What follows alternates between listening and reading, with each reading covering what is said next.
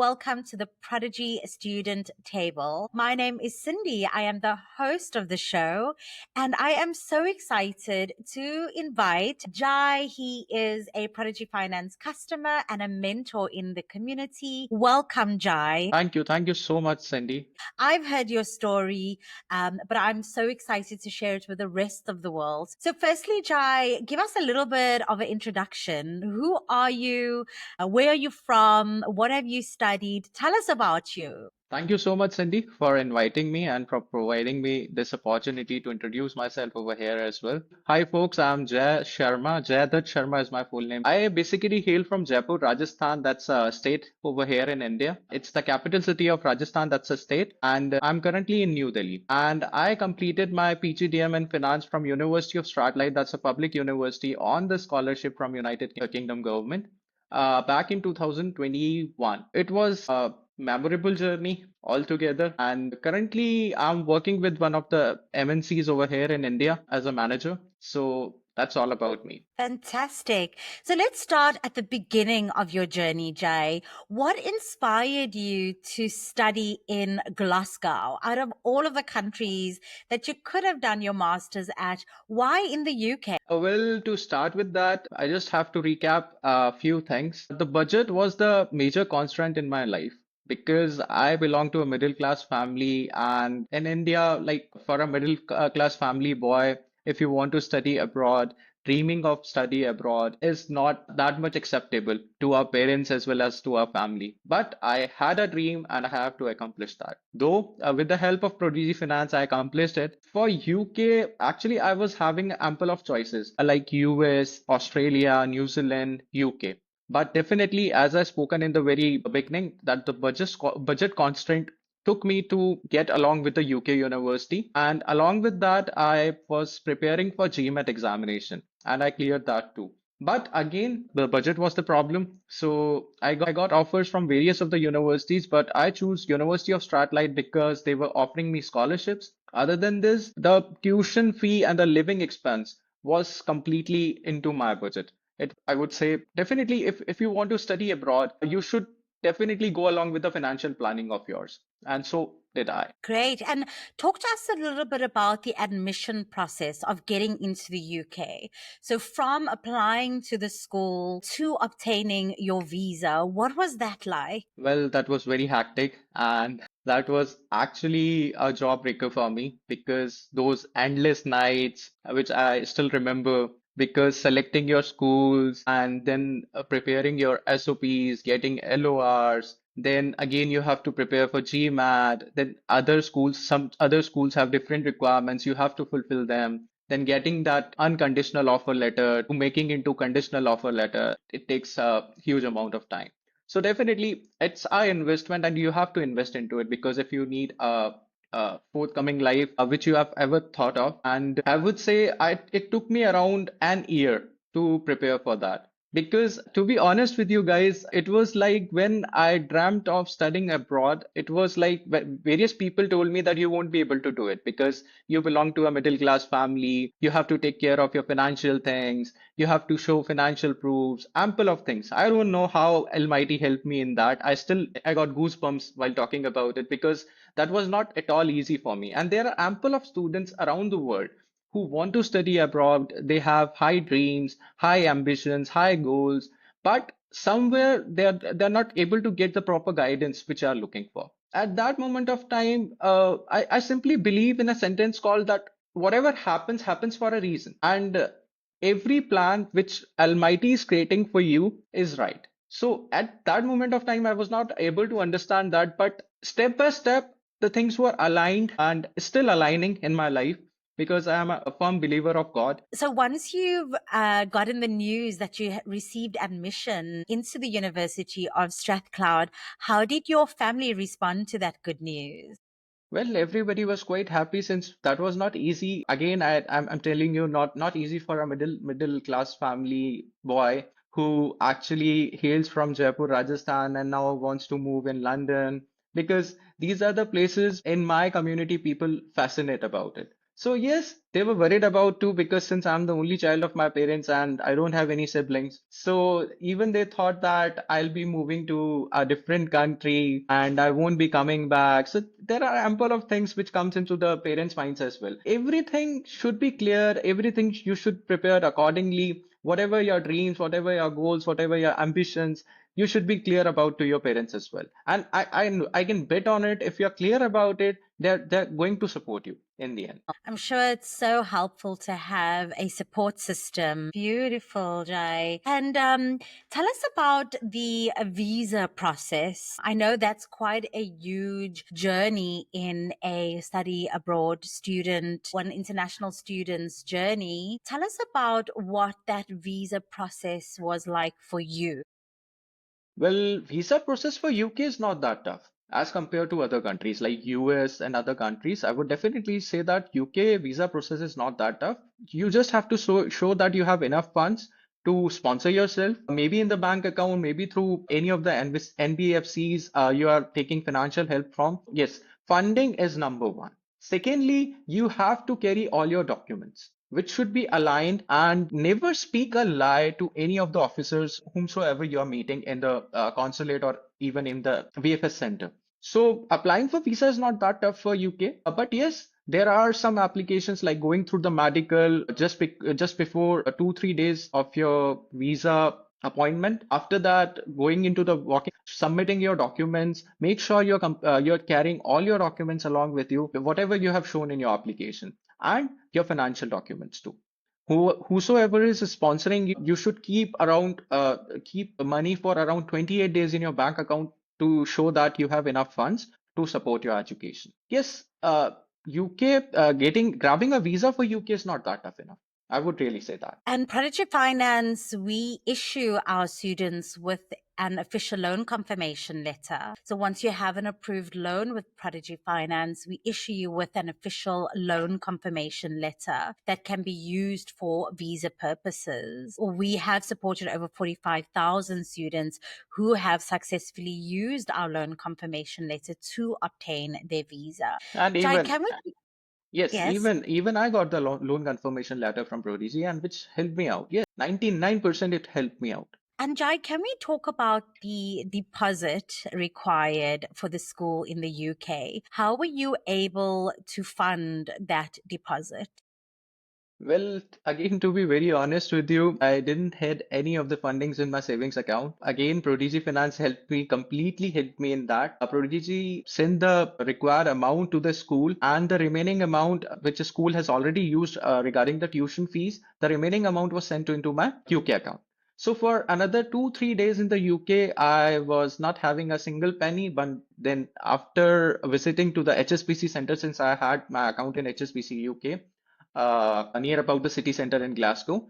So I went to them. They simply activated my account. I got my card, and everything was aligned after that. So yes, my entire education was funded by Prodigy Finance. I would say that. Amazing. And we're so happy to be a part of your study abroad journey. So, at which point did you apply for funding? Well, funding is definitely the last part, but not the least, because what I can put through my experiences is that you have to be prepared regarding your funding because that's not easy. Since I was just a simple guy and I always used to think that things will be aligned, and I never got worried about it much. At that very last moment of time when you got the unconditional offer letter, each and everything, and you have to apply for your visa, then you really need to show the funds. And at that time, if you don't have funds, then things got tricky. So at that moment of time, mentors helped me with writing the applications. Other than this, applying to Prodigy Finance, and even my parents, they supported me a lot at that moment of time. Great. And why did you wait for the last moment to apply for funding? What was some of your thinking around that? Why didn't you do it earlier on in the process? Well, I was not sure about that I'll be able to crack it. That was the first thing. And another thing was I was about to defer my course because at that moment of time, COVID-19 was started and things were not all right, even here in India. And there was a shocking incident which happened with me. I was quarantined for 15 days there in UK when I landed in UK.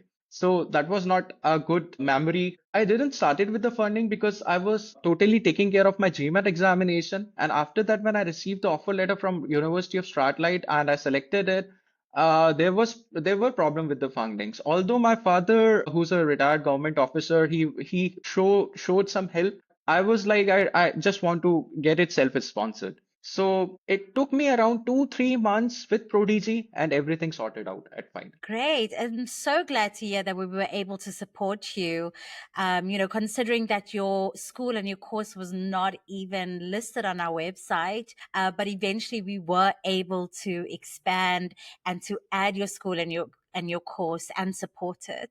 And just for our listeners today, Prodigy Finance does currently support over 1,800 schools in 19 different countries across the world. We support a number of schools in the UK and have actually recently just unlocked living expenses for schools in the UK. Typically, we only used to cover tuition, but now we cover living expenses as well. Jai, just coming back to you obtaining funding with Prodigy Finance. So once we were able to add your school and your course, what did you do thereafter? Well, finally, the dream came true and the hustle started now to land into the UK with that 14 days quarantine period, then going to the university, finding accommodation, each and everything was very tough.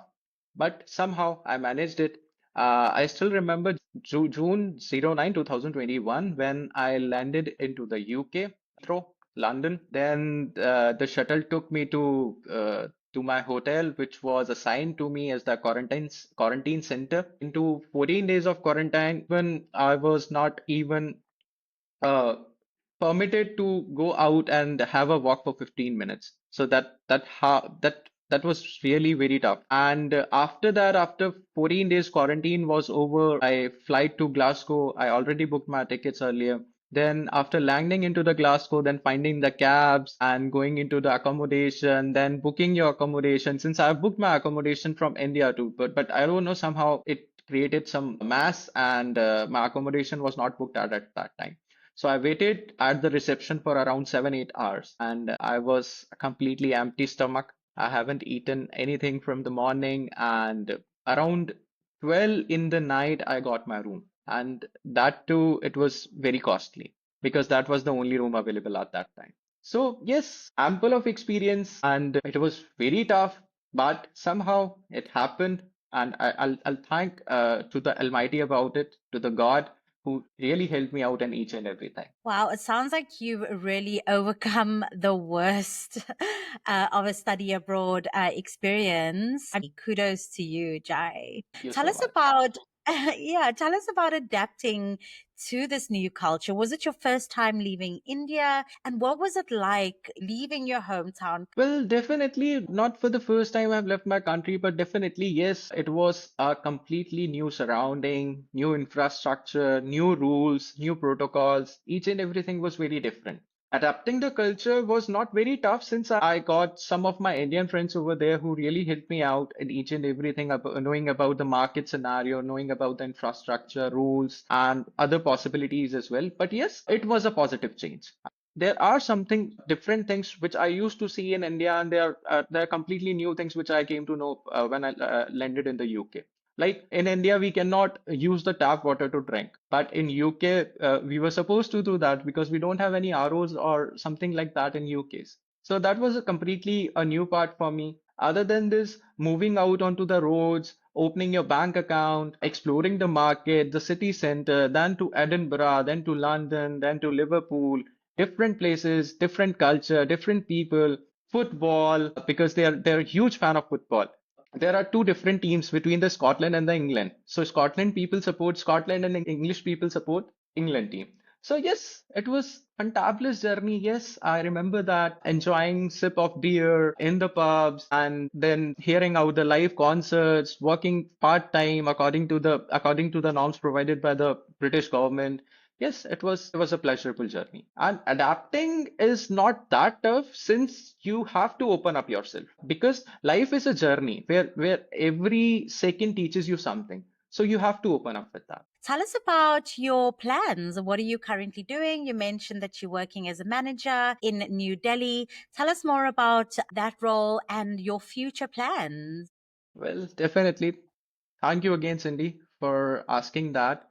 I'm currently working with a travel MNC over here in India. So yes, I'm closer to the travel plans, to the tours, and if somebody wants to visit any of the country, whether on any of the visas, including study visa or even they are just wandering it around. I'm working as a manager over here, and I'm taking care of team around 50, 55 plus odd members. Job is not that easy over here in India as compared to the UK and other countries. And in the forthcoming time, definitely I'm seeking to move to the US uh, to definitely get a CPA examination done or something like that. So I do have some plans in the next 4, 5 months. Most probably you can find me in the US. So these are my current plans which I'm working on, and hopefully I'll be able to share the positive with news with you very soon.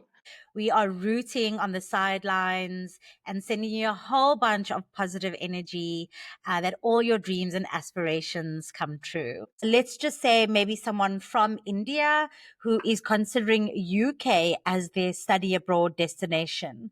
What advice do you have for that international student?